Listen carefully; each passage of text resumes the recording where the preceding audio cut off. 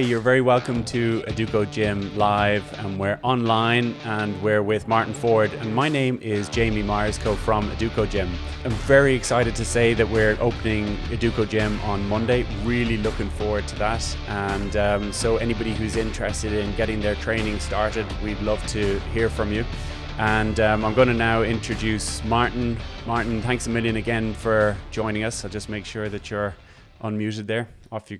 It's so great to be here, Jamie. I hope you can hear me well. Can you? Yeah, I can hear you really well. Very good. Very good.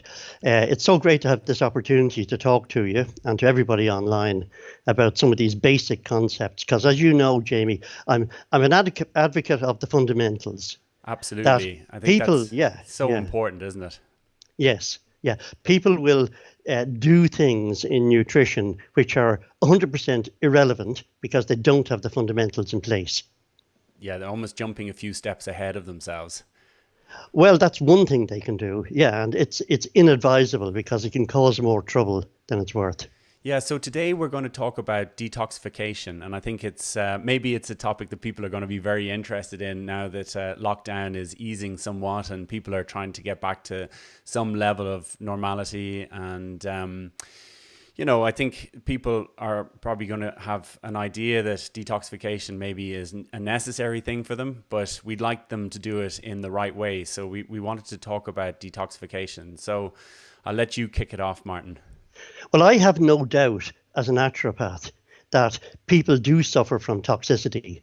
People do suffer from what you'd call a toxic burden of different things that build up in the body. So the first thing to say is, yes, there is a need for detoxification, and there's, in some respects, for the ordinary person, a failure of detoxification. So steps can be taken to improve your detoxification. Now, having said that, detoxification is something that every cell in your body does every moment of the day.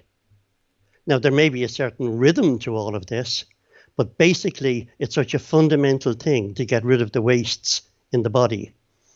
The classic naturopathic physicians would have thought that people don't necessarily suffer from so much bad nutrition as in an inability to get rid of the wastes. So yes, if you can improve detoxification, then you're going to begin to win. Okay, great. So where do we think then that is best for people to start? Like how would you start the process, or what would you need to look out for, and what steps would you take? The way you start the process is to improve your diet. If you can improve your diet and focus on foods that don't cause such a toxic burden and tend not to build up any problems in the body, then that's the first and most important step. The reason is that we can do complex or far-reaching versions of detoxification, but then what do you do? If you're not trained to eat a good diet, what happens afterwards? You can nearly get worse. Yeah, that's right. So often people might start from such a poor position, then they go for this idea of detoxification. Maybe they start doing juicing or something like that, and it's almost a shock to the body. Is that what we mean? Well, the body can take shocks to a point, but we wouldn't like to shock the body too much. What may happen is that it's a shock to, probably, Jamie, in the end, you may realize it's a shock to their mind or their lifestyle habits to a greater extent. And after a long period of time on a very restricted diet, you may want to eat all around you. Now, that is common. Yeah. Okay, so cleaning up the diet. So what sort of basic steps would we take to begin with? Where's a good place to start? Okay, first of all, you increase the life force foods in the diet. Now, a very simple pattern that I can give you is just it's a classic naturopathic pattern where you eat fruit in the morning. Now, maybe you'll eat something else with that matches, and you eat a salad in the afternoon. And then you make sure you have some vegetables in the evening. In other words, you somewhat increase the fruits and vegetable content of the diet. Now, when you do that, you tend to push out things which are less helpful for the body, such as, the classic cakes, biscuits, sweets, whatever it's going to be. So you focus on foods that are going to help the body in the first place. Yeah. So you're kind of replacing some of the more high glycemic foods, the snack foods, sugary foods, and then you're replacing them with good healthy foods that are going to have high levels of antioxidants in them, good vitamins, good minerals, and quite clearing foods really. And Yes, then, I mean, a simple thing you could do for 2 weeks, you could decide that you are going to eat, uh, let's say, a pound of grapes at lunch. Just that now, nothing else. okay, That would be a difference for most people. And that would be a step towards what we're talking about, towards improving the detoxification of the body. okay, Now, it's a very simple routine, and it doesn't address people. I should say it wouldn't address the needs of people who are suffering from a condition. But things like that, little steps that you can take, that you consistently do, and then you know how to revert because maybe you're used to eating salads or something at lunch hour instead. okay. So what about, so a pound of grapes maybe for a lunchtime meal, and that would Or have a for very, breakfast. or for breakfast, have a very clearing effect. And what are there certain fruits that we should look at, certain fruits that we are going to avoid, or is it really going to depend on the person? Yeah, there's something of a science as to the choice of fruit you might use for detox, but I should say that it's the whole pattern of your diet contributes to detoxification. It's essential to have the antioxidants that come in fruits and vegetables. Yeah. It's very, very important to have that. It's essential to have the minerals that come in the fruits and vegetables. But what people may not quite realize is that for detoxification to be completed, you require amino acids.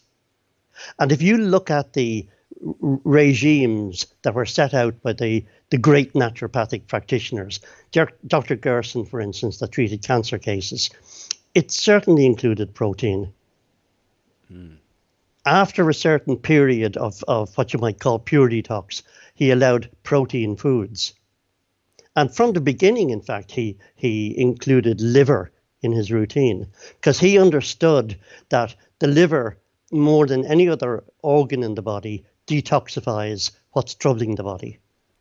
Great. Yeah. So it's the organ that's really involved in detoxification. It's really trying to help to clear out the body.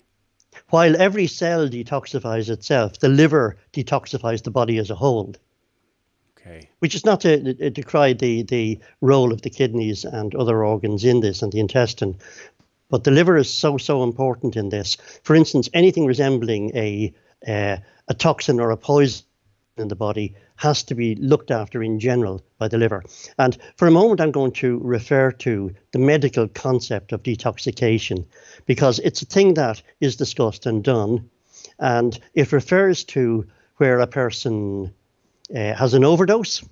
It could be an overdose of any kind of drug or typically alcohol or some drug of abuse, whatever it's going to be. And it's necessary for the doctors to detoxify them from that.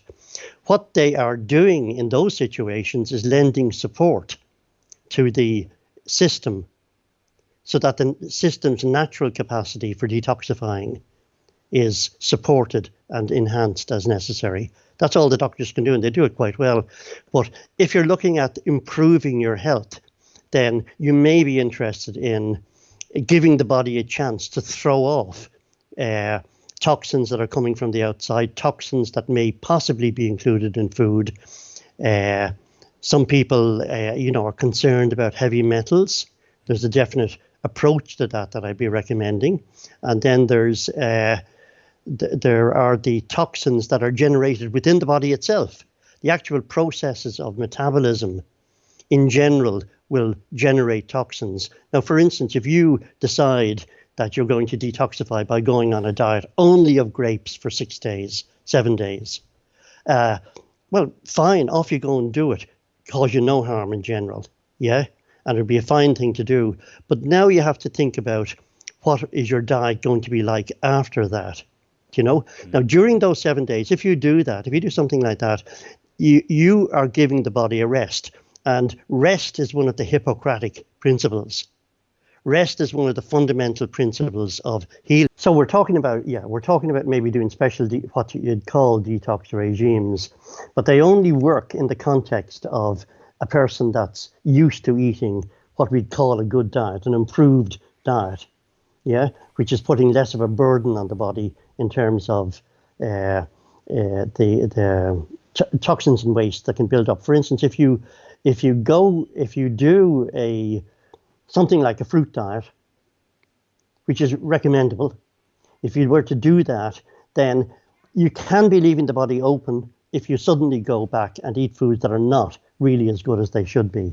So it's necessary to adopt the whole lifestyle of better foods in the context of this. And then you can use the tool of fruit dieting very effectively. Fruit diets are really good.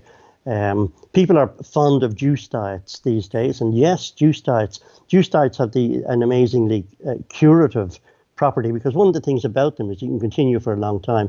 But I want to say that if you look at the model of juice dieting, which could be the Gerson therapy, the model of juice dieting includes a certain amount of starchy food, such as oatmeal, and a certain amount of liver, and a certain amount, as time goes on, even of dairy products.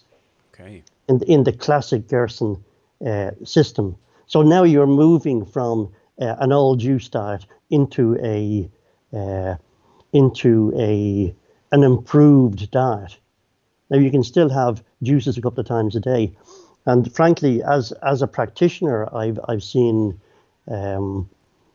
gratifying results come about from people who persist on a juice regime. Now, not necessarily just only juices, as I'm stressing. This is where they would take possibly a large amount of vegetable juice, maybe twice a day, something like that, or fruit juice in the morning and vegetable juice in the evening, whichever it would be. Citrus juice being one of the more useful versions of fruit juice for this purpose. So we're talking. So if we're just maybe recapping our approach so far. So the first thing to do really is to clean up the diet, and then I think once a person is on a relatively clean diet, then something like a fruit, maybe going on one type of fruit for a number of days, or doing some type of juicing, including the foods that you're talking about, because it's important obviously to really make sure that you're getting the right nutrition, that the liver is going to be able to function properly to aid in the process.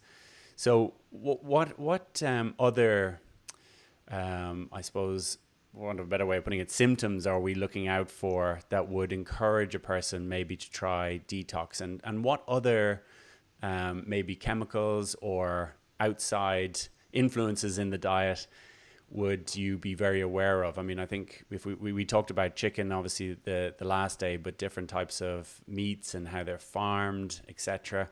What do you need to be aware of to make sure that you get the best effect? The first thing is that the body tends to throw off things it doesn't want if you stop taking them. So therefore, if we were to look at farmed food, chicken or whatever it would be, right? If there's toxins in the chicken, and I suspect that there may be for the ordinary person, if there were toxins in that chicken, then just by stopping the chicken and eating other foods, you're likely to, over a period of time, throw off the toxins that are involved there. Occasionally, you may need to do something more pointed towards detoxification. But I think that much of this depends on how you understand the different types of toxins that we're faced with. There's a lot of toxins from the food chain. Now, okay, efforts are made to reduce that. I do recognize that. But nonetheless, there's a certain burden on the body from all of that. With chemicals and also with the agricultural practices in terms of how animals are fed and all the rest of it, even the types of fats that we're taking in. The second source is things that happen in the body itself. The body itself, as it digests food, produces a certain amount of toxins, and they have to be gotten rid of. Now, normally that proceeds quite well, but the real truth is it becomes less efficient for people as they get older. And that's the real problem. That's why they might have to jump up their performance in terms of nutrition.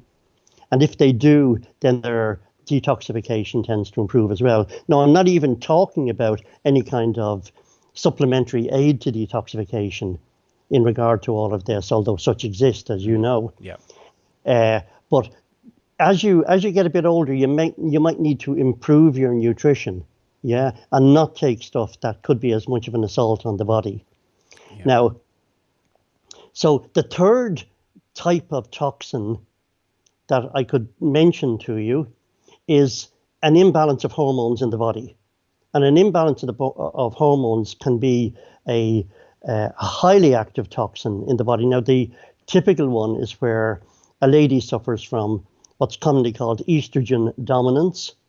In other words, the hormones are imbalanced so that she suffers various symptoms attributable to too much estrogen. And as you know, that can be hazardous, very hazardous for people from certain families who have certain genes.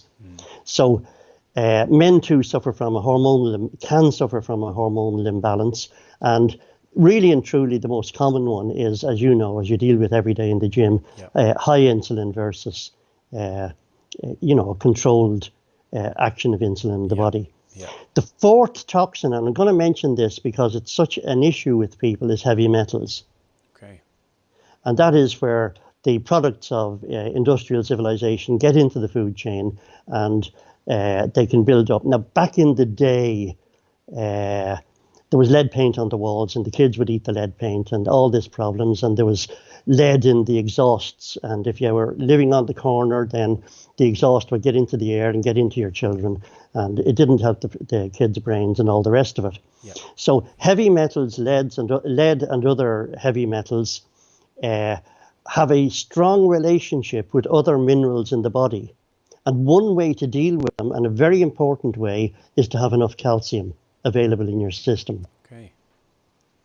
So calcium tends to deal with, bind, reduce, and get rid of, over a period of time, heavy metals. So people who avoid dairy products need to seriously look at their situation from that point of view, because very often it's those very people that suffer from heavy metal problems when they go down for a diagnosis on this. The ordinary person doesn't need a diagnosis. Most of their problems will be looked after by balancing up the minerals in the body in conjunction with some attention to a better diet and maybe a minimum of detoxification or some kind of supplementary aid to detoxification. So does that make sense, Jamie? I hope it's not too complicated for one go off. Oh, no, I don't think so at all. So let's just talk about maybe certain conditions that you might notice in yourself and then maybe how we might approach it. So a person might consider detoxifying because they've got maybe bad acne, for example. So well, exactly. Skin conditions are classic. Yes, indeed. Absolutely. Yeah. So maybe talk a little bit about why the skin really shows up as maybe a breakdown in your detoxification process. Yeah, with acne in particular, there's a certain bacterial burden in the body. For most people who have that, and what do you do about that? Really and truly, if you can improve the circulation in the skin, that's a major way forward. And we've discussed the use of pantothenic acid with zinc for that before, but zinc improves your immune system in the skin. If you can do something to improve the function of the liver and detoxify that, because the liver can be a residual reservoir of bacterial toxins in the body, right? It's very common for them to reside in the gallbladder and cause problems. So this is where something resembling detoxification can come into it. And in conjunction with maybe say pantothenic acid and zinc, then you might increase the liver content of the diet. I mean, we obviously use desiccated liver for that. And that would be a treatment, literally a treatment for acne, which you could put in place in conjunction with not taking over bacterialized foods such as the proverbial chicken and less so eggs these days, because you can get nice organic eggs, but the chicken in particular could be a problem. Yeah, definitely avoiding battery eggs, things like that. Yes. Yeah. And okay, great. So just maybe run through, so taking liver, why does that help to improve your liver? Because I don't think we've really maybe said it in those terms. Well, back in the day when they investigated liver originally, and as I mentioned before, it started off in 1926 in Japan, where they were investigating the properties of liver. Now, this was all connected with the finding that eating liver cured pernicious anemia. So the properties of liver were being investigated to a very large extent. And this went on for 25 years. What they found was that there was something in liver that could protect laboratory animals from poisons. Now, they gave them medicines that normally should kill them. And if there was enough liver in the diet, generally about 10% desiccated liver in the diet, then the liver would detoxify that poison, and the rats or whatever would show no ill effects at all. Okay, wow. There are classic pictures of the rats, the control rat suffering from the poisoning, say with cortisol, and the rat that had been given the liver having no effect whatever from excess cortisol. Wow, amazing. And they used strychnine, they used hormones that would knock out the thyroid gland, they used all sorts of things, and they even exposed them to radiation. And they found that liver protected the animals in every situation. So if you take liver, it seems to do something to the body to help protect against poisons. Now, one of the poisons that they found now this is only in animal experiments. Yeah. One of the poisons they found liver to protect against was diethylstilbestrol, which is the artificial estrogen that they used to give it to chickens to make them grow. Yeah. Yeah. Back in the day, they used to give it to various animals to make them grow. Now that's all gone out of the food chain, as far as I know. But unfortunately, as a human race, we tend to suffer from this excess of estrogen, and maybe ladies who are concerned with that should look at the possibility of liver helping them detoxify excessively high levels of estrogen. Even just eating ordinary liver may do that for them. Wow. Okay, great. And then obviously for those that don't like liver, it's easy enough to get it in supplement form, either with extra iron or regular desiccated liver. We can't make claims to do these wonderful things for a supplement. It's not like that. Yeah. But I'm saying that certain dietary things can very much support your detoxification, and your body, your system needs to get rid of excess hormones. Now, Can you think of, if you think of the number of people that have gallbladder problems for a moment, right? It's very, very common. The gallbladder gets clogged up. All of that is coming from the liver. The gallbladder gets everything it has from the liver.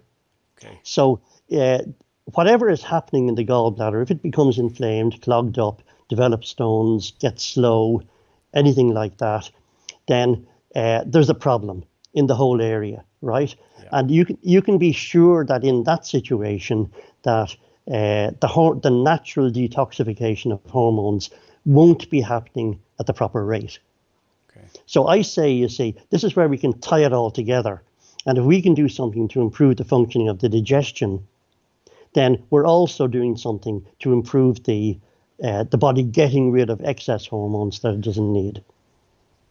Okay, so if we're looking at maybe estrogens, because it is definitely something that's quite common when we're dealing with ladies in the gym and dealing with ladies in general for health issues. So what other things can they look out for in their environment as well as their diet that might be providing an excess level of estrogens, and what else could help to deal with them?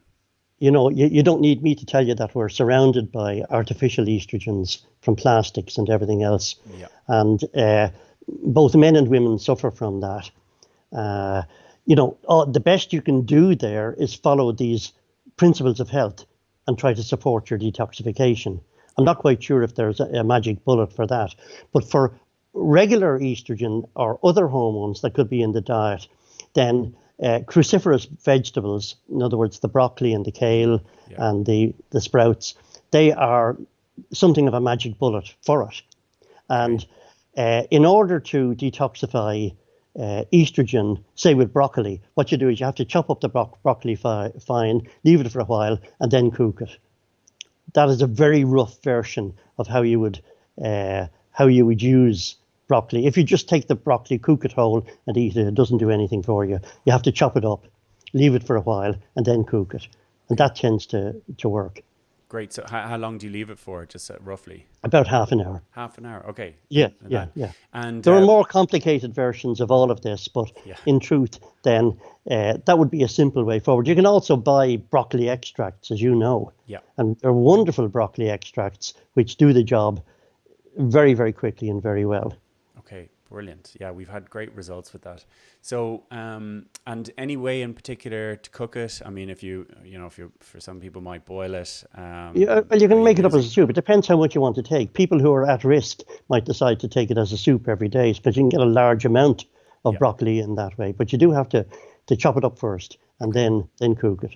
Okay, great. So probably just touching on plastics because we mentioned it. There are Yes. probably certain things that you don't want to do when you're using things like plastic bottles, or you probably don't want to use or drink from plastic bottles that have been exposed to light and to heat for a period of time. And the constant reusing of it can cause the estrogens to leak into the whatever liquids in them. That be right? I'm yeah, absolutely. And Yeah, heat draws it out as far as I'm aware.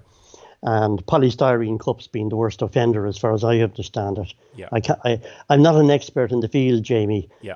but there's lots of information on that particular thing online. Now, There as far is. as Yeah. I know, having talked to the man who makes our distilled water, then I'm told that the plastic he uses is specially of a grade not to cause this problem. Just in case Absolutely. anybody's concerned about that. Yeah, and also It's a recommends. number seven grade, I think, is what the technical term is. Yeah, and he even still recommends that you don't reuse the bottles because I think it's still Sure, protected sure, against that. And yeah.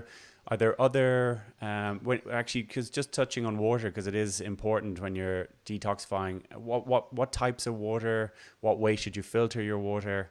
Um, Much depends on the type of city you live in. Some cities are very much downstream from other cities, and now you can have a problem with hormones and uh, contraceptive pills and residues thereof in the water. yeah, In some cities, possibly in Dublin, I don't know, we have less of that problem. Yeah, yeah, it's possible.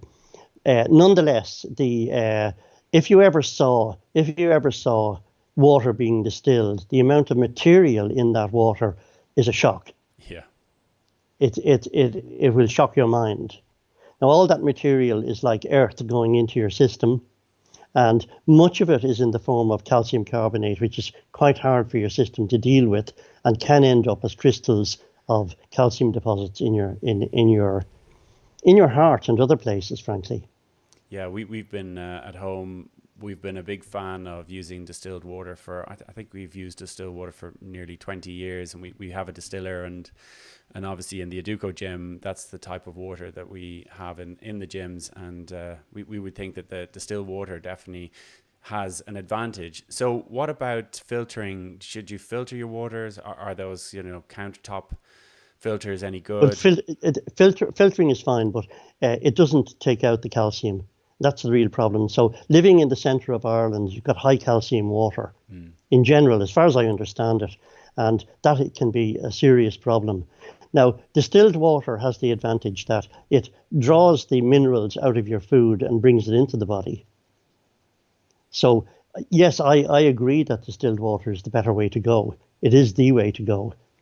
It could be for the future, you know, it could be very protective. You've got to realize that things are added to the water also. It's nothing to do with just if you have a well, okay, you've got a calcium problem, possibly.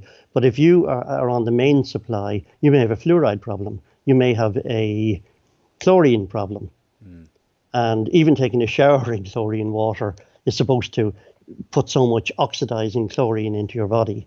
Uh, how far do you want to go with all of this? But one very simple step you can take is only to take distilled water, which actually is rather good for your circulation and your joints, in fact. Okay, brilliant. Right. So just recapping. So first steps really to help to clean up the diet. Then looking at foods that have a high bacterial load, maybe cutting those out. If you felt your system was very sluggish, you felt you needed maybe more energy, you're trying to clear out, then you could consider different fruit diets. Maybe we just touch briefly on which fruits would maybe target which areas of the body, because I think that's very interesting for people. Yeah. No, but could I mention here, you mentioned the sluggish system and that. If you tend to constipation, then almost certainly you're not detoxifying in the normal manner.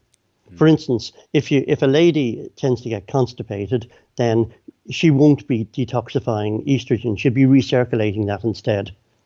That's not so good. It's better to stay regular. Yeah, so let's just mention what regular is, because people don't often regular would this. Be passing a motion once a day, right, at least, you see. But you'd also need, there are certain foods, for instance, the fiber in fruit and vegetables is very, very good to grab onto the materials that come out of the liver gallbladder system and which carry the wastes, which are the excess hormones, and so it helps carry it out of the body. So, yeah, I mean, if you want to do that quickly, pears are considered to be the best for the bowels, just like that. Yeah. And you can get nice pears now, but you have to let them ripen. And, you know, some people like to peel and core the pears so that they're not rough on the system. But if you wanted to do that for 3 or 4 days, then you're going to get through a lot of pears, I assure you. You'd want possibly better to buy the box of pears. Yeah. And if they're nice, sweet pears, when they're ripened up, then that should work out very well for you. Yeah, and the reason we're ripening them is so that it's not too uncomfortable, and that'll be one of the reasons, obviously. You don't want to take unripe fruit. No. I mean, seriously, you need to take ripe fruits and fruit that's somewhat sweet and not too acid. Yeah. Not too acid. And one thing I'm going to say is that, look, if you're going to do something like that, pick one fruit and do one fruit. Yeah.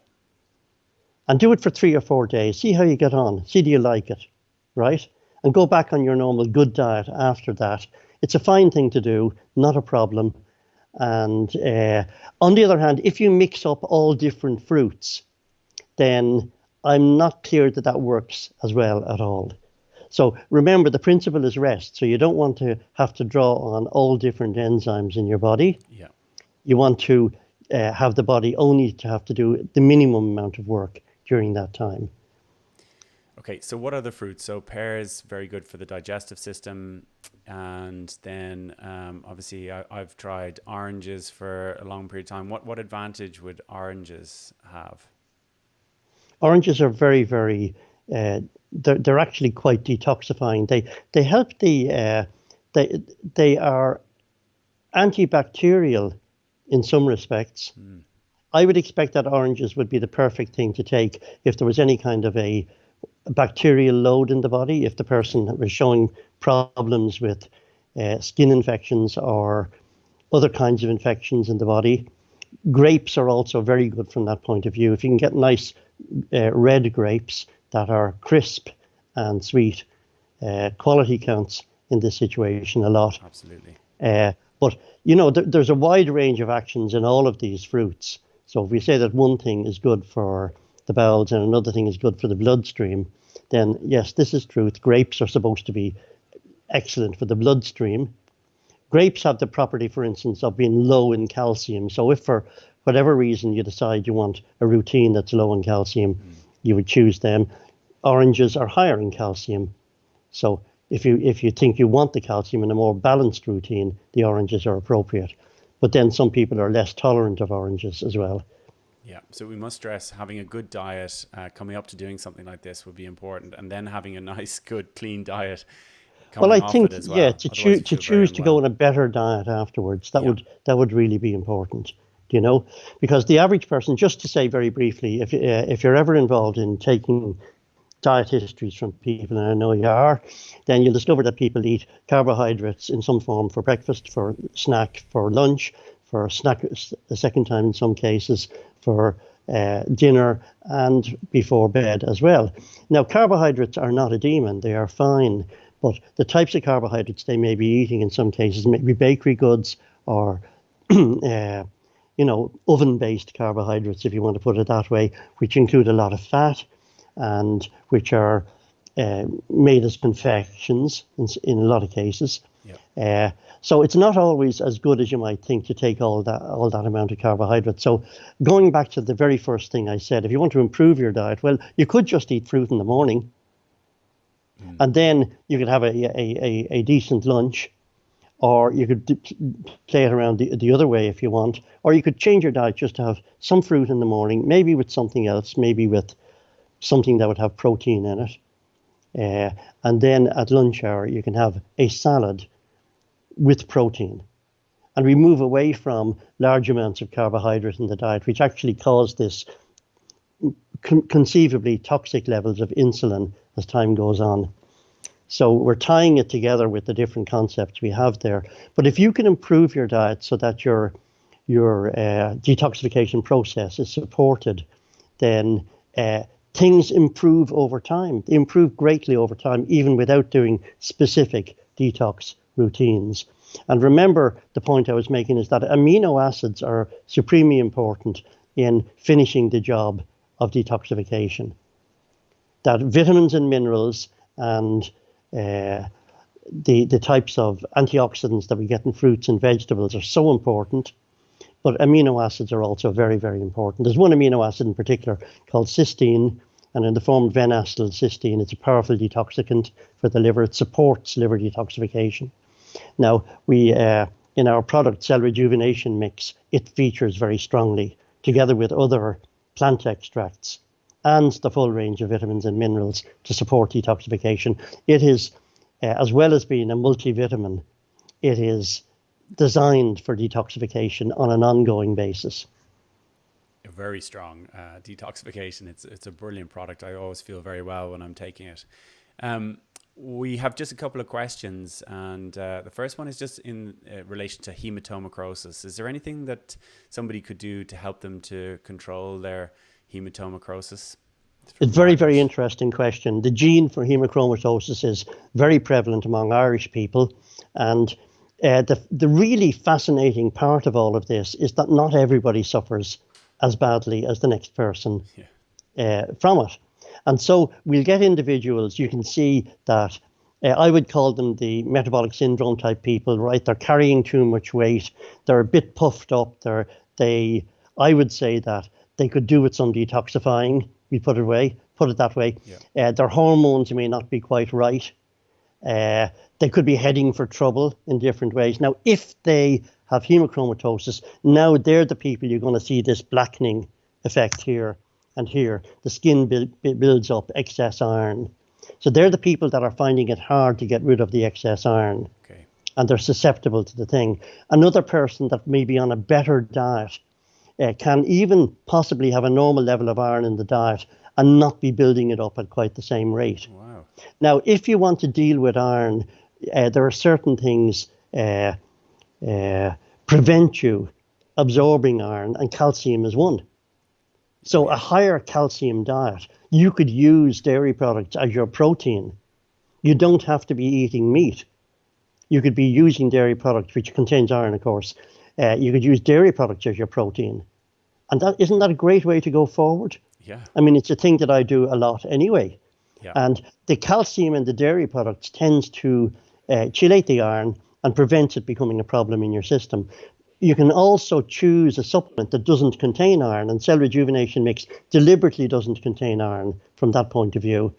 It's incredibly suitable for somebody that had hemochromatosis. In fact, it's one of the few on the market that could be put forward as suitable for that. Okay, wow. And we have another question just about somebody considering doing apples on a fruit diet. How do they work? They're quite good, aren't they? Well, first of all, they're delicious. Yeah. Particularly if you can get nice apples. Well, an interesting feature of apples is that apples have something in them that makes you strong. Because I did a fruit diet on apples a couple of years ago, and I found myself extraordinarily strong. In fact, not only strong, but with high endurance, able to carry heavy cases uphill for extended periods. Okay, wow. This type of thing. So apples are very interesting food. And apples are, just so you'll know, questioner, apples are the original fruit that was used by Dr. Gerson to cure lupus and tuberculosis and cancer back in the day. back in the Okay. 30s in Germany. Now, what he found was that when he went to America, he couldn't get the right quality of apples. The apples, even by then, had become more commercialized in their breeding and in the production processes. Nonetheless, go for it. So any type of apples in particular? Well, apples that are crisp and sweet are Okay. very, very good. It depends on the individual. Some people are sensitive in their digestive tract, and if the apple is too sharp, it's going to cause problems. Yeah. Yeah. Yeah. An interesting uh, way of taking apples is a stewed apple, by the way, and Okay. that too has a certain detoxifying property. Okay. So stewing them and quite alkaline. Yeah. Well, apples do contain the fruit acids, so Yeah. if you're going well with that, that's fine. It's fine, but overall, it will result in an alkaline effect in your system. Yeah. Okay. And if you stew them, does that help with that acid effect a little bit? It No, it won't particularly reduce the acidity. No, no, Okay. that will still be there. Yeah. Okay. Great. And so you have an hello from Bahrain, from Abrar. Abrar. I hope I pronounced that right. And she just said that Yes. you really helped Indeed. with. Hi, Abrar. Yes, indeed. Yeah, you really helped with dealing with panic attacks and also with her diet. So she's just saying thank you very much. And what is the name of chelating supplements? Or I have another Yeah. question. No. If you want to, if you want to make sure you have enough calcium, then you have to also make sure you have enough magnesium and zinc. Yeah, Yeah.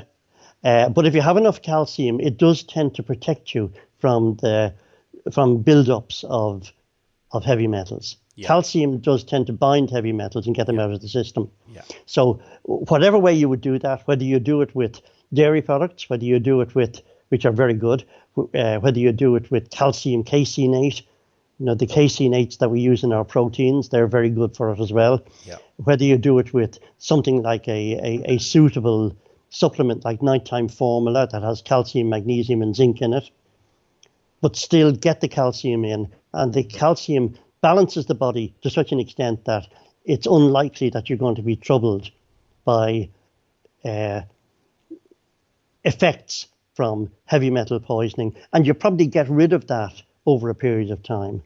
If you can get the body balanced, it tends to get rid of these things over time. yeah. So that's what we. I don't want to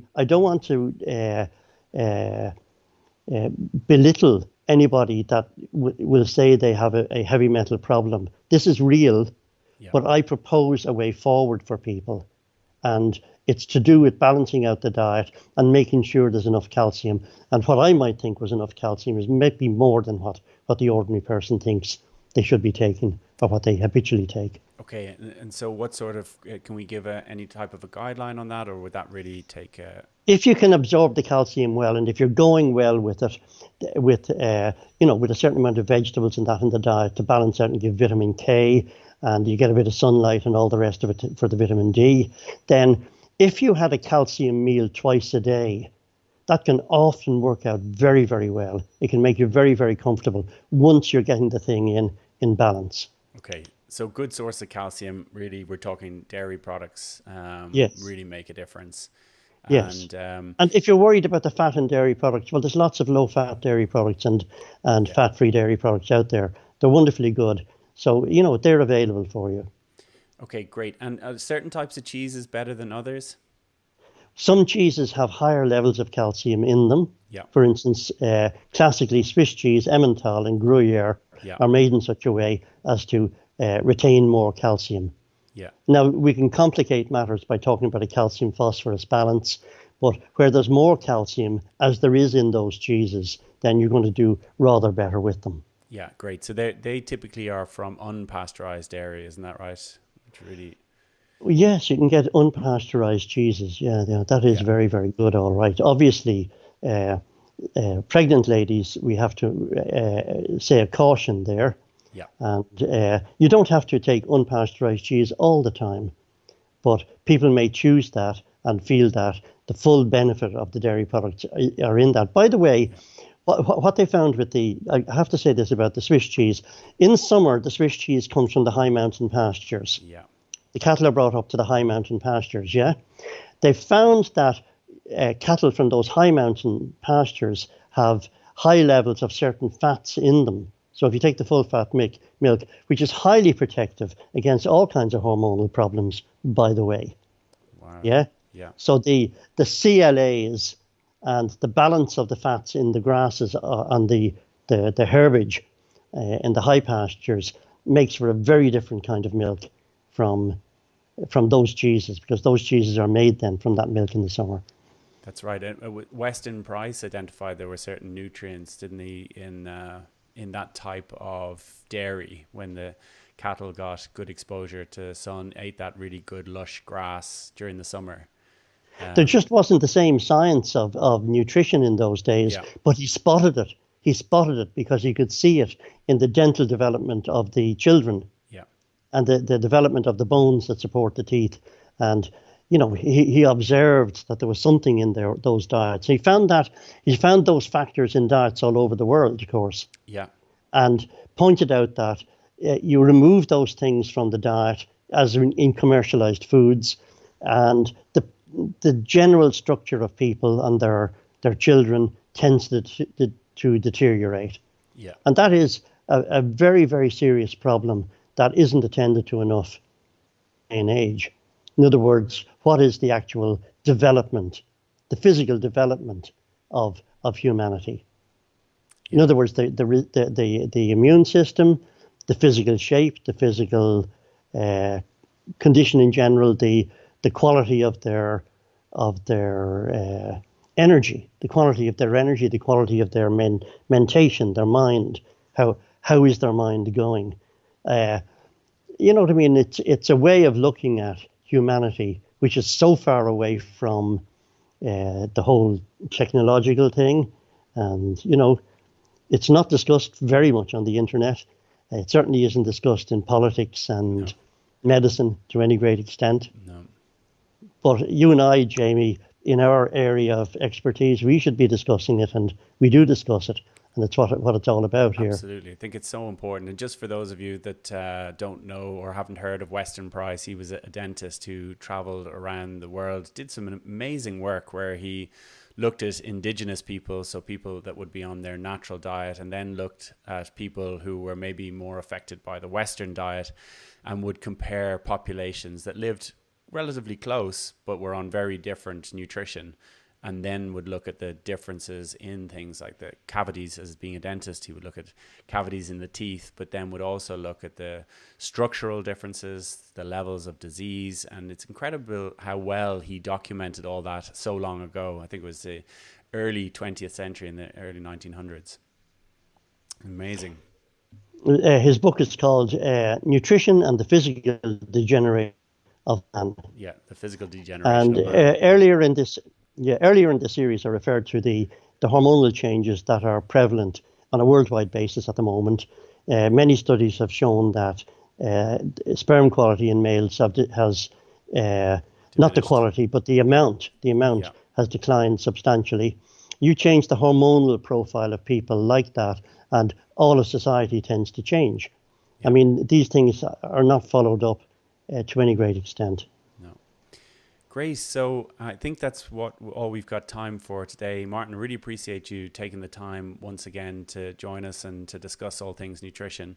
And we're excited to continue this series. And we would say to people that if you're tuning in and if you're watching this at a later time, please do let us know what you'd like to hear about, and anything from different types of conditions or interest in different types of diets or areas such as detoxification. Anything that we can help you with, we are more than happy to do it. We would love to really make a difference and let you know what we've experienced. And Martin has so much experience that it really can make a difference to you. So Martin, thank you once again. Really appreciate it. Pleasure, Jamie, and thank you for having me on. No, pleasure. I'll So see you all next week. that's it. Exactly. Same place, same time. So thank you very much, everybody. Really appreciate you joining us, and hope you found that was useful. And if you have any questions, as I said before, please do let us know. Do send in your questions. If there are topics or areas that you would like us to cover, we certainly will endeavor to do that. So thank you very much, and I look forward to seeing you again next week. Thank you very much, everybody. Goodbye. you.